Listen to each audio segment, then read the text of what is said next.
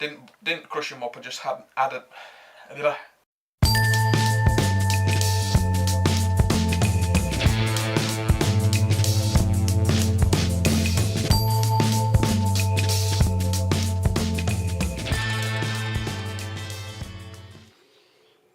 Alright guys, happy Homebrew Wednesday 22. My god, it's flying. Quite a bit to talk about, which is always good. I've had a busy weekend, although I've been on call. Touch wood, I haven't been called out yet. Just had my phone with me and I had to just drop everything if I had a call. But I managed to get a few things done which weren't very time consuming. Anyway, what did I get done? The Hogarden clone has finally gone into secondary. Another 28 grams of coriander seeds. I didn't crush them because I didn't crush them in the fermentation process, in the boil, sorry, on brew day. The recipe didn't say to crush or to do it uncrushed, so I did it uncrushed because the thing with spice is if you add too much or crush them and release too much flavour, you could end up ruining things. Goes with anything, cooking or brewing. And so I went whole with the secondary. I know Brewmaster Ben knocked up a batch and he crushed his, so it'd be interesting to find out how it all turned out. I did sanitise them, just put them into a little bowl of Star San, drained them off and added them. The reason why is because I've just been extra cautious with it, and the pack was already open. If it was a fresh pack with the seal still on, I probably wouldn't have done it. So let's have a look at it, because I filmed the racking. Reason being is because I have harvested the yeast and gone through a bit of a washing process, which I will show you in a second. But let's have a look at the Hogarden and clear up a few issues on the is it spoilt, is it infected sideline. So let's have a look now. Well, first look good. There is quite a yeast bed on there, so that'll be good to harvest, and a fair bit of trub as well. But there's nothing floating on it. There's no sort of moulds floating on it that would indicate a infection.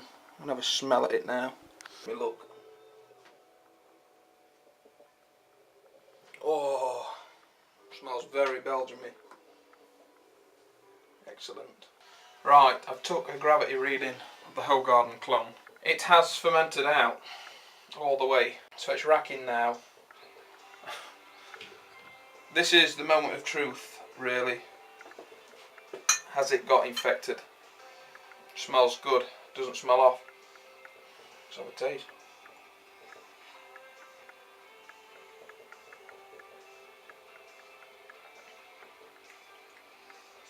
Oh, that's good. No off flavours there.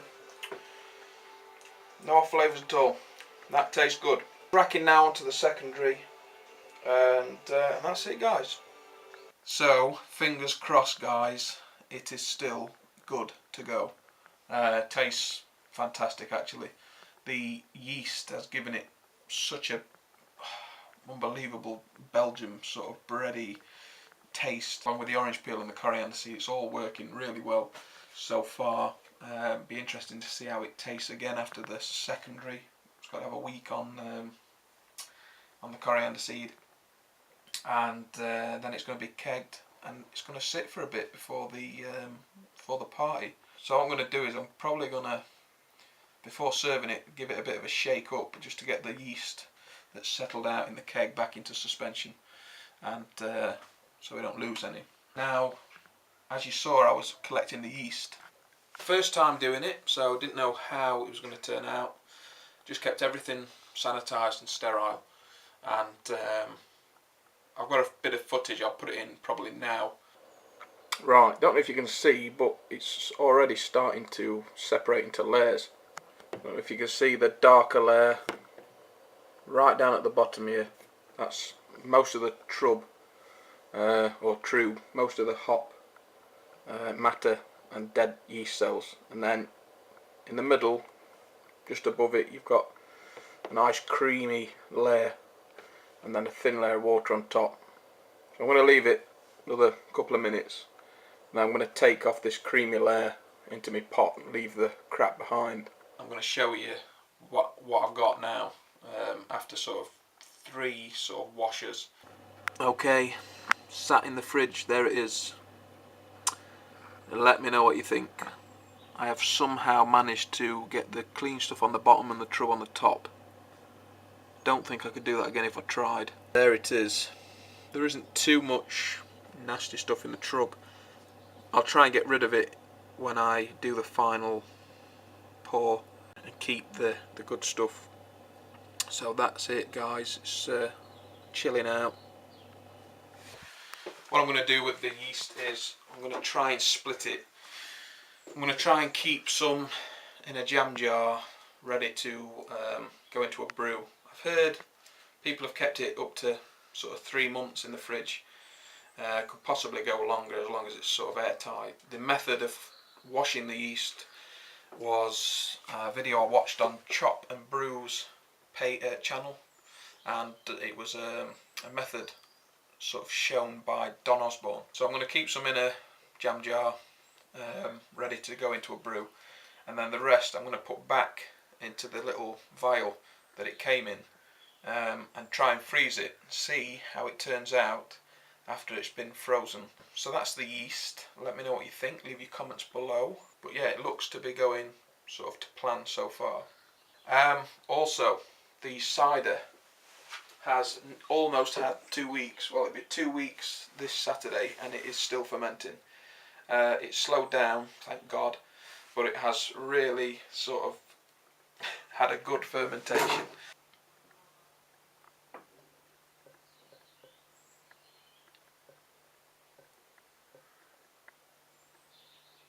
So it slowed down a lot, but it's still fermenting. I had a look at it while I had the whole garden out, and it was looking good. Looked like it had a good sort of krausen on it, but I think it's going to finish very dry. I think it's going to need some sweetening up because of the vigorous fermentation. It's going to eat all the sugars in there. 1066 I think it came at the starting gravity. Let's have a look at it anyway. Well, look, that's the cider. It's actually got a double airlock going off there, but it's good and foamy. It has had quite a high krausen on it, and it's still fermenting strong. Looks very cloudy, but I'm pleased with that. Yes, so that's looking good. So the cider is going to be for November, which leaves me with 2 more brews to do. The first is the English bitter, which I've got to order. That's for October. The second is the coconut IPA, which I will be filming because that's going to be new for me, and that'll be for November. The taps, I still haven't done anything with the taps. They're still just waiting. Had a comment about mounting them above the fridge, which I'm going to look into doing. So I can't remember who it was, but thank you very much for that comment. It's sort of going to save a lot of space. But I still need to get ordered a splitter for the gas, and I need to order some beer lines. I think you can get a roll of it, 10-metre roll for some $4.99 or something off eBay. So I'm going to get that ordered. So that about wraps up the cider and the beer. That's all coming together. The English bitter I have actually finished. That's why I'm not drinking any, and also because I'm on call. But that is in its cleaning process. I just fill it full of cleaner, and while the gas is on, I just run it through the lines inside the dip tube just to clean it out, and then once it's done I'll sort of empty it all out, give it a scrub. And the other keg is over there, that is clean, but I'm going to clean it again. Just needs re-cleaning, ready for the Oktoberfest, which is all coming together nicely. Started tidying up the garden.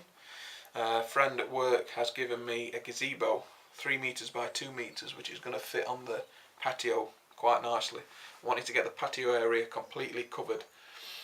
I'm going to put lights inside it, little outside Christmas lights, so that way we can sort of be in the house and be outside the house. and not worry if it rains. I'm going to get the barbecue fired up. It's going to be bang on. Finally, I have gone out into the hedgerows and collected some sloes because I'm going to be making sloe gin. Went out in 2010 and I couldn't find any. I ended up doing blackberry gin and damson gin.